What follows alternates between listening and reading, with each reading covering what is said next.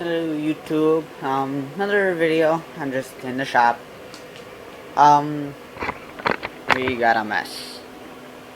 I have some cleaning to do. Not my favorite type of thing to do, as you guys could see in the cold start video. And if you guys haven't watched that, go watch it, because that is pretty good for a gasser that's carbureted. So yeah, chainsaws and that. That's water pump stuff for the car. Cubby.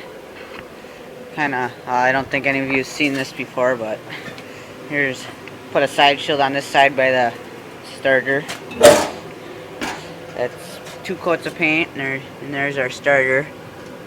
Alright, there's the fan. That's the fan. You got down there your starter. Nice side shield.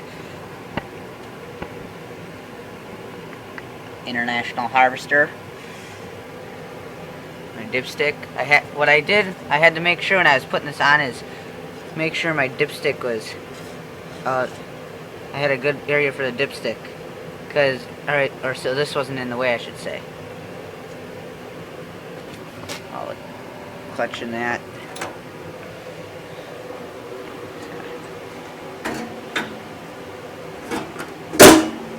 I gotta get extra light here. I believe this is a 5.5 horse Tecumseh here. I'm not really sure it came off of a push mower. I really have no use for it, so if you have a use for it or something, or someone that would have a use for a parts Tecumseh, have them contact me for that, because I can, yeah, I don't really need it.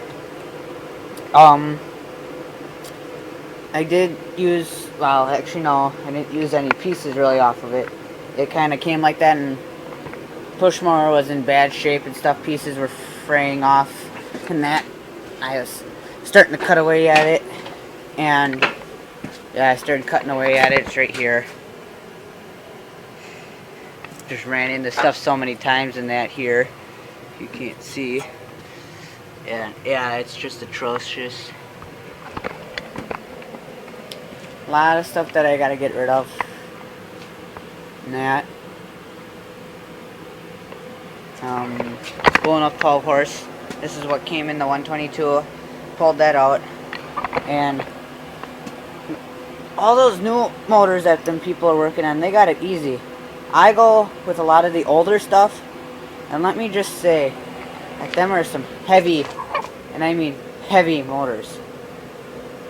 And things aren't light. They are heavy. And this comes being heavyweight, it doesn't help. You got cast flywheel, cast block, aluminum head, and that. There you got a cast crank. But that all adds up in time, even with. I got the piston. Yeah, but I did peel the piston in that out. Hollow. My guess is when I bought the tractor with the motor that's in the cubby now, and right here's the piston.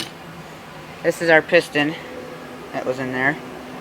Connecting rod blew apart, and I decided it was going to launch itself out the side. My guess is, I bought it from an older gentleman, and he really didn't quite know what happened to it, but he was going to build it into a puller like what we got here, but he kind of didn't have much time in that. He just didn't have time, plain and simple.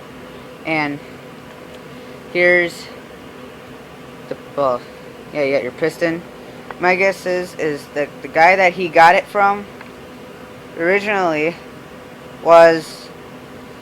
forgot to check the oil in it, and ran it, and they ran low on oil, and boom, there goes the connecting rod out the side. As I was kind of going through this motor and stuff, just checking to make everything over and that in it, And just kind of, that's what we call grenade gears right here. These things.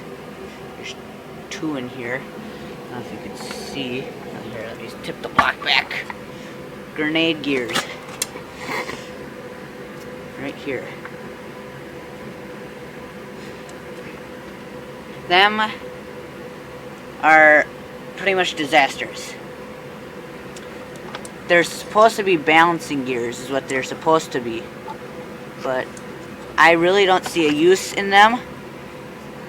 But like a lot of people say, they're grenade gears and they'll blow up. And then you got a junk block. And it goes bang.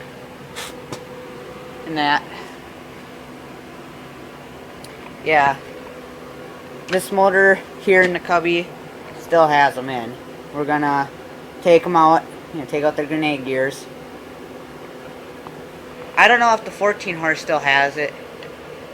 I think this 14 horser still has them. I just moved my manual book. Yeah, that's all full of manuals and stuff. This 14 horser came out of a John Deere 214. Starter was drunk off of her, so I took that off. And that. There's all that.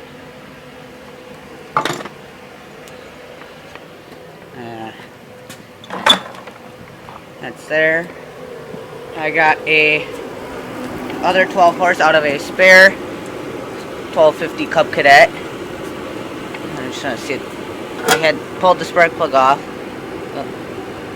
The spark plug doesn't look too bad at all. Our big heater broke, so we're using this little guy. It was last year during winter. We got one of them 0-degree days, and the lines from the wood furnace outside going to the house are starting to freeze, but they were 5 feet under the ground, so we were able to save those. We saved those, so we were able to keep heating the house. But the ones here for the woods, or for the furnace in the inside here, those are only a foot underground because we live, it's pretty much rock in this area. And those froze, and the only thing we could do to keep from getting that heater trashed, and my guess is that's about a $900 to $1,000 heater right there, is we cut the water lines going to it, and we drained the water out, but it was freezing right up by the wood furnace outside. We cut those, and Dad sat there at the heater, or the little heat gun, and we had to thaw them out. Yeah, so that's the only way we could save that. We haven't hooked it up yet. This no snow thing, that is kind of a weird thing right now. I know we haven't had, the last time I seen it was like this, it was on the news, it was 1911 it was like this. It was 50-degree weather and stuff. But that was a few days ago that it was, and that's the exact day. It was exactly 50 that day too, and all that. Yeah. I got a 50-degree day, no snow. Now they're saying for Christmas there's supposed to be 40 to 50 degrees out. Yay. Although the snowblower and the lawnmower is working pretty good. Let me just show you what I mean. We got a 4-foot snowblower that goes on the lawnmower. Yeah, here's the lawnmower. Snowblower works real good. That. We had a little mishap with Pa's arm. We were my hunting stand, or I should say platform that I hunt on, it's 12 feet up in the air, and one side the boards were ripping out, and Dad was pushing it up, and I go, the boards are ripping out, and as soon as I said that, they gave out, and his arm still hung on, and it did, and as it did that, all the muscles in his arm pretty much from, here, let me set the camera down, from pretty much here and here all balled up because it tore the tendons and that. So he was down for a while. I went and got the loader tractor, and I started taking apart the boards on that one side, and I redid that side that ripped out, And I took the loader tractor and I raised her 12 feet up in the air. And Grandpa came out. He helped with that. I stuck him in the tractor because he doesn't do much anymore. So he was in the tractor and stuff, but he did come out of the cab once in a while to help, which was nice because that Dad being immobile right now with his arm. Well, he's not anymore. He's doing pretty good now, but yeah, we had it 12 feet up in the air and we were sticking the posts in and stuff. That was nice. That was a better way to use the tractor. I told Dad that we should use the tractor from the beginning, but he said, no, we can get it just like this, like we've always done, by picking it up with the four-wheeler and that.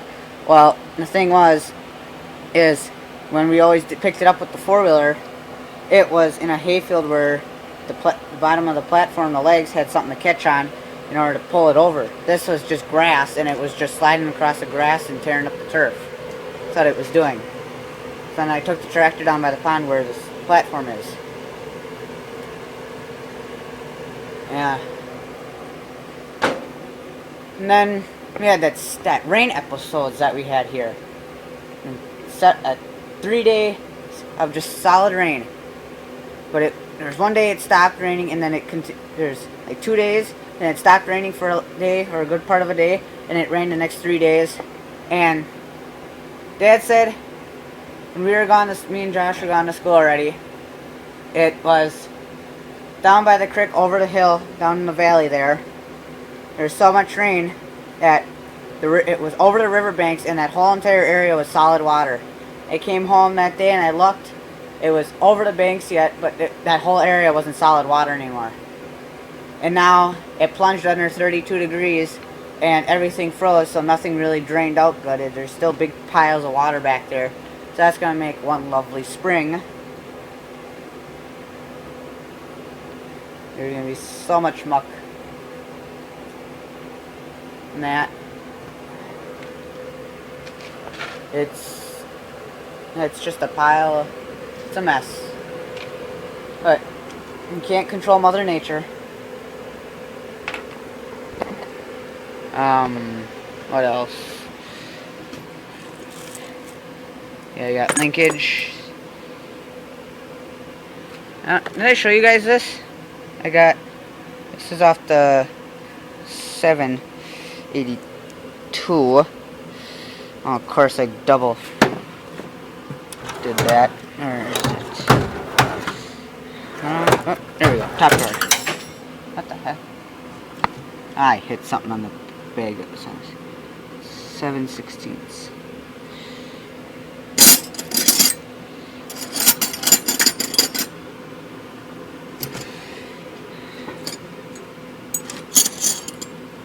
It's half. There it is.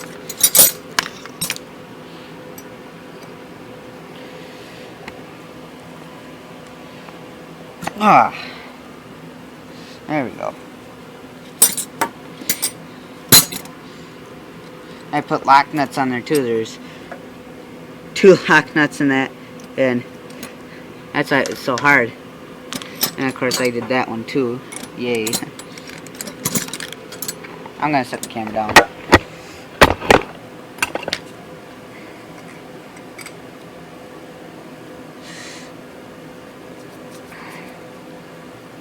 There, got that.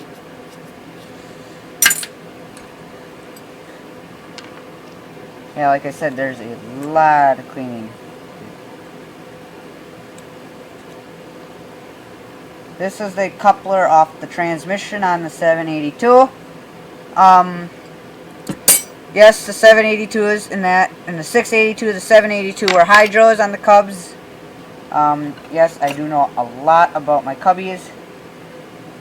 I do have a lot of people ask me about them, this stuff, and what to do with them, but this was off the transmission, and you can see she's starting to wear out a little bit here, but you can see more here. She's kind of ovaling out on them. Stuff. It's in rough shape. Just stick that back together. so I don't lose my pieces. And that, yeah, the red, white, and blue, as you can see right there, with the American flags in the front, hasn't ran in a long time. So I'm curious as if I have to pull the carb off now to kind of get at her, but I might not, because when I did the cold start yesterday of the 1250, the tractor hasn't ran in two and a half months since we got done pulling. It's pretty much pulled in the garage and parked there, except for when I pulled a few things up, and that was, like I said, two and a half months ago. Red, white, and blue pretty much came in the garage and sat there. The reason I used the 1250 is because I had the eggs on the rear, and I didn't, well, eggs are pretty powerful on that thing with that motor in there. She's on a 16 horser, and the red, white, and blue's a 12. That, it was, yeah, I had power for, I was down by the pond dragging up some good medium-sized trees. I mean, they were maybe like that at most. And I had to go back into some areas already where, yeah, I had to back in. And once I got in there, you had to kind of get a way to climb yourself out, and I used that, and I could take off in third gear with that motor. Third gear is the fastest you can go in there with that. When with the eggs, you step on it, that thing is moving. But with red, white, and blue, that's a tired motor. Just idling that thing smokes a lot, so that motor will be gone through. And for as tired as that motor is, that thing is a competitive tractor. Yeah, but with the eggs on the 1250, I used that for pulling up stuff. And as I'm going up the hill from the pond, that's a good size steep hill, I mashed the throttle down, and I'm going up the hill. All of a sudden I hit the clutch, and I go, and third gear I go up the hill. I keep going, doesn't skip a beat. If I tried to do that with red, white, and blue, that would have started taking it out. And with the Sears tires on the rear there, these are a really good tire. I have bought some already, but they'll tear up your lawn really, really good. Well, so will the eggs, but these will tear up your lawn. I experienced that too, and I've heard a lot about it. So I kind of try to keep this one off the lawn as much as possible if I'm towing something. And I used that one time to drag something around. What the hell was it? Excuse my wording there, but I think I was dragging trees too, or not, or was it the lawn or aerator? I had a good decent size amount of weight on that aerator, and I didn't want to use the 16 horse because it'll flood and stuff, and it plugs in like that on there. This thing is quite common known to foul out plugs. Did that with the 12 horse too, and I used that, and I'd hit in certain spots, or I was going up the hill there down by the pond, and she'd start spinning, and I was on the hill, and I was all through all the gears, and you got to have good fast clutch work for that, and which I did. I was getting good movements out of that, and wasn't skipping a beat. But with that 12 horse, she was going up the hill and go brrr. As soon as she hit a certain spot and tires would start spinning, she go brrr, and you were done with all that weight. So eventually, what I did is I backed her down the hill very carefully, because with the way it was back there, or with the aerator, I backed her down the hill. I was more so playing with the brake the whole time, which is the clutch pedal too. I was going down the hill the whole time, and I got to the bottom, stuck it in neutral, hopped off, and I had to pull. Picked up the aerator, picked up the tines, I should say, because it just pulls the wheels under and picks up the tines. And then I was able to get up the hill that way, but otherwise I wasn't able to get up the hill.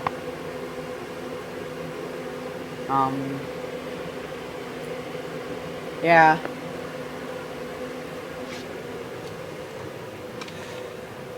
I got a lot of stuff. There's the 12-horser. Yeah, it blew up. Not really. It must either the rings went out on it, or there was just, I don't know. She's got oil inside the fins here. And that. Brand new starter. Ordered it off eBay. And that. Brand new starter. And I'm spinning it out here. Should not be bent. I tell you. Brand new starter should not be bent. As you could see, can you see that's bent? I mean, brand new starter. Worked perfectly. And it all of a sudden I was just kind of looking at this motor a little bit, and I go, Dad, look, come here, look at this. He goes, this brand new starter. He goes, wow. I go, yeah, it's broke. So the thing is, we'll probably have to have it rebuilt in starter.